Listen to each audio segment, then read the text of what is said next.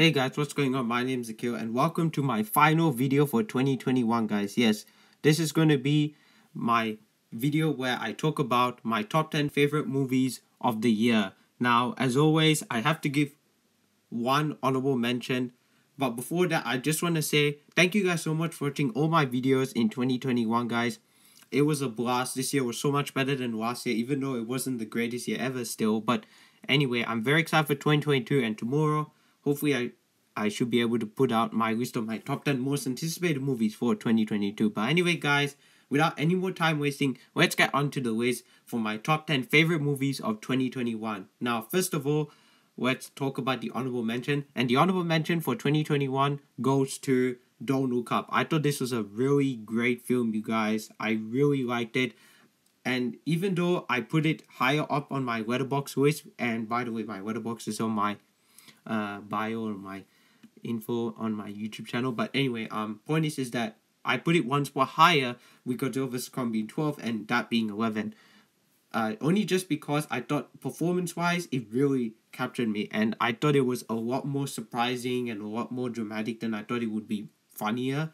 Because it's supposed to be a dark or black comedy, I would say. But overall, I still really enjoyed the film.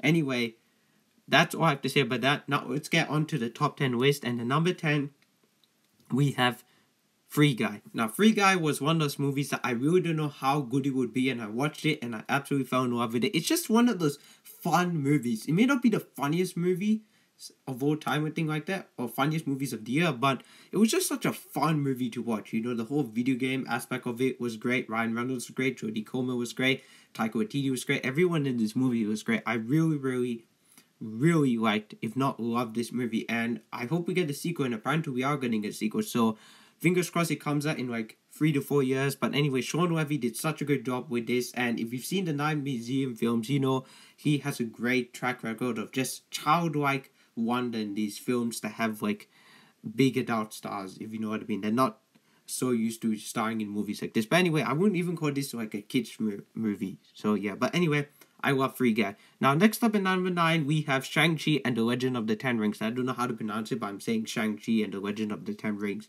But anyway, this was a great movie. It had a great villain, a great hero, and great characters overall. And I just want more from this story. I want more of these characters. His sister's great. Awkwafina's Katie's great. Of course, Simu Liu as Shang-Chi is amazing. And yeah, I just want more of this world. The post-credit scene was very interesting and probably one of my favorites of all time because I don't want to spoil. It's just so funny. It was just so funny. And that song used in the post-credit scene is just really funny, guys. Yeah, I loved it. I thought it was great. This is the type of Marvel movie we need nowadays. Not just a huge blockbuster. No offense to Eternals and Black Widow.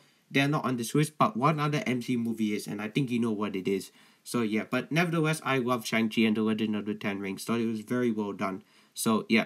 Then at number 8, we have King Richard. Now, King Richard is obviously a film that I'm sure some of you really liked and thought to yourself, maybe Will Smith might get an Oscar nomination. Well, you're not the only one. I do think so too. He was great. I think he's probably maybe even going to win. If he wins and the actress in the next movie I'm about to talk about wins, it'll be like the biggest surprise of all time for the Oscars. Just because you would never expect those two guys to actually win an Academy Award, if you know what I mean. But anyway, Will Smith was great. The 2 young actresses playing Venus and Serena Williams in this movie were also great.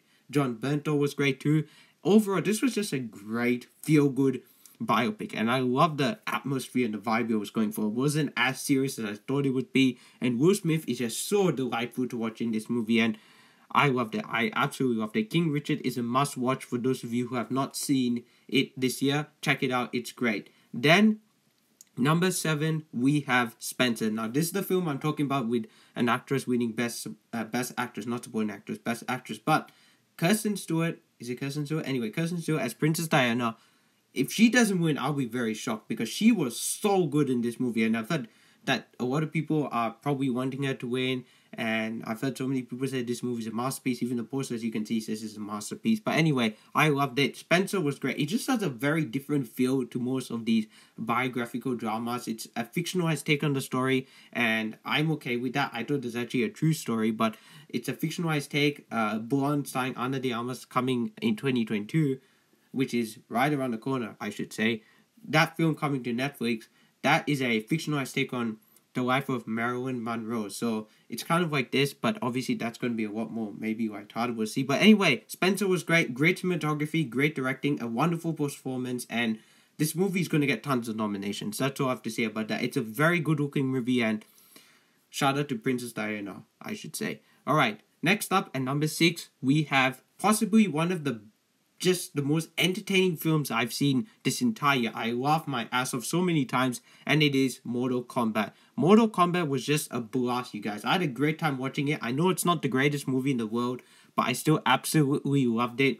I just thought all the characters were so much fun to watch on screen. The fatalities were great, and I really want to rewatch this movie, guys, because it's one of those films that if you rewatch, I think you'll get a lot more out of it, especially with friends and all that. But I can't wait for the sequel. Hopefully we get a sequel. If we don't, then that'll be very sad. But I want more Mortal Kombat, guys. Bring it on. Fatality. Scorpion wins. I'm sorry, I had to say that. Anyway, let's move on now to number 5, the top 5. Here we go. Number 5 is Spiderman No Way Home, guys. Yes, no surprise, it made it onto my top 5.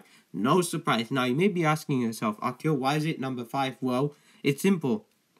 The 4 movies high above this do something different for their own respective genres, and I really wasn't sure how I would feel about those movies, especially number 4. But anyway, this movie was great. I love No Way Home. It gave me everything I wanted as a fan of Spider-Man and just a fan of superhero movies in general. If you have not seen it, check it out. It's amazing. No Way Home is hands down the greatest Spider-Man movie ever, and it's on my top 50 of my top 50 favorite movies of all time. So yeah, I adored it so much, and I really want to rewatch it, even though I actually have seen this movie 2 times already. So yeah, now next up at number 4, we have No Sudden Move. No Sudden Move is this film that I was talking about before, where I really wasn't quite sure how I would feel about it after watching it, and the more I think about it, more I'm like, you know what, this is a near perfect film. I really don't have many faults with it. It's just a little bit confusing. Pacing wise, it's great. It's not a 2 hour, 2.5 hour film, but it's directed by Steven Soderbergh, and before this, I'd only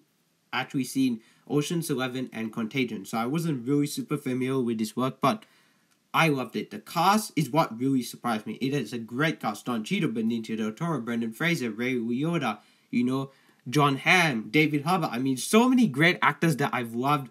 Some more recently, some over the years. Like, Brendan Fraser is just amazing in those Mummy movies. Say what you will about the Mummy movies overall, but I still really like those films. And him in this movie, he's having like a resurgence. Like, kind of like Nicolas Cage maybe. But anyway, Brendan Fraser is so good in this movie. He's really, really good, as is everyone else. Steven Soderbergh directed this movie masterfully, and I just loved it. It was a great film. This is the type of movie we need nowadays. That's not super big on blockbuster explosions and all that. It's a great film. It's a small film, but has a humongous, great cast that I absolutely loved.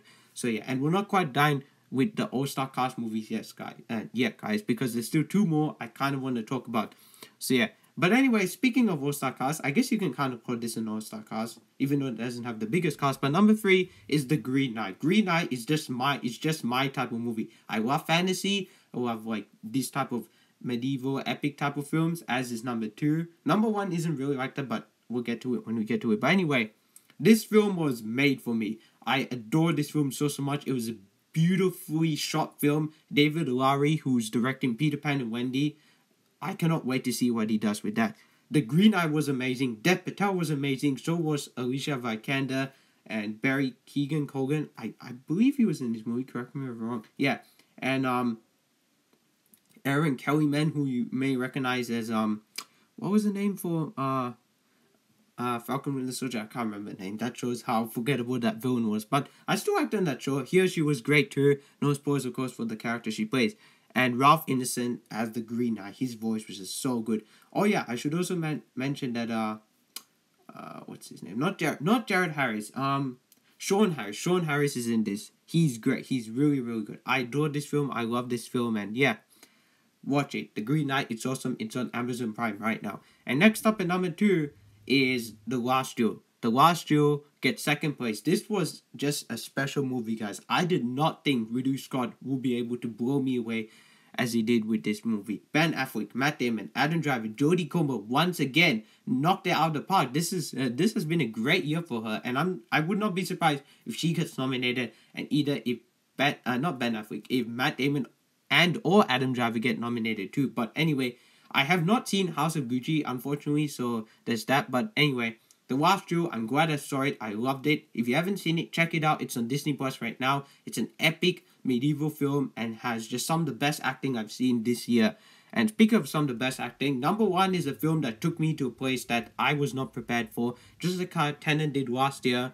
This is the film that blew me away, and it is Dune. Or should I say, Dune Part 1, because we are getting Part 2 in 2023. And I have nothing but praise for this movie. This is a film that I'm debating on putting on my top 50.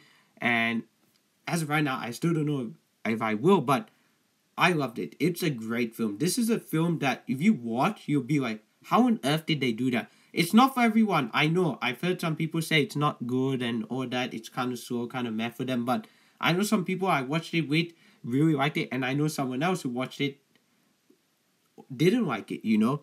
Dune was a great film. It was just, it's type of special movie, you know, that we don't get nowadays. Like when Lord of the Rings came out, those are special movies. This is a special movie because it's an epic sci-fi film based on books, and I want to see more of this world. Just like how we're getting more Avatar films, Dune and Avatar will be, you know, like the two big franchises going on in the 2020s. That's if Dune Part 2 is successful, so we can get a third film. Denis apparently wants to make a trilogy of Dune films with Dune Part 1, Dune Part 2, both being based on the first book, actually, I should say.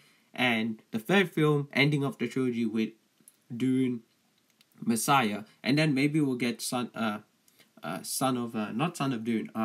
of Dune, Heretics of Dune, you know, going on, so on like that. But anyway, we'll see. For now, all I have to say is Dune, the first film, was amazing, has a humongous, great cast, and everyone in this movie deserves praise. Everyone in this movie deserves praise. I don't know who's going to get an Oscar nomination. Maybe Timothée Chalamet, we'll see, but I loved him in this movie, and the more I see of this kid, he just grows on me. I mean, before Dune, I just wanted to check out his films beforehand, and I saw The King and Beautiful Boy, and I was like, okay, this guy can do no wrong. He's amazing. He's an amazing actor, and yeah, this is a great film, and I have nothing but praise for this movie. So go and see Dune if you haven't seen it, guys. Yeah, Denis Villeneuve he's just legendary, I should say. So yeah, and there you guys have it. That's my list of my top 10 favorite movies of the year. And I know I went quite in depth for certain films, but I can't help it because I just have to recognize and acknowledge the best movies of the year.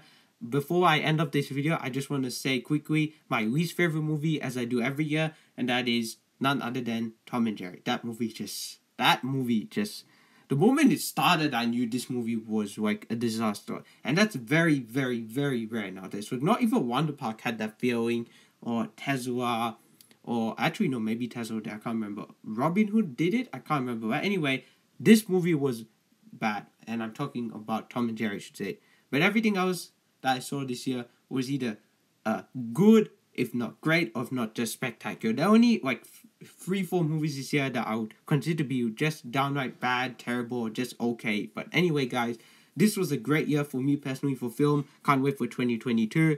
Thank you guys so much for watching all my videos, guys, and have a great New Year celebration. I know I'm going to have a great one tonight, but if you're not celebrating, just still have a good time with your friends and family and your loved ones, whatever, and be safe. It's still, you know, not a super 100% safe world out there, if you know what I mean, to travel and all that. But anyway, guys, thank you guys so much for watching. Don't forget to like, comment, and subscribe to my channel. My name's Akil, otherwise known as the Comic Director. Happy early New Year, guys, and I'm signing out.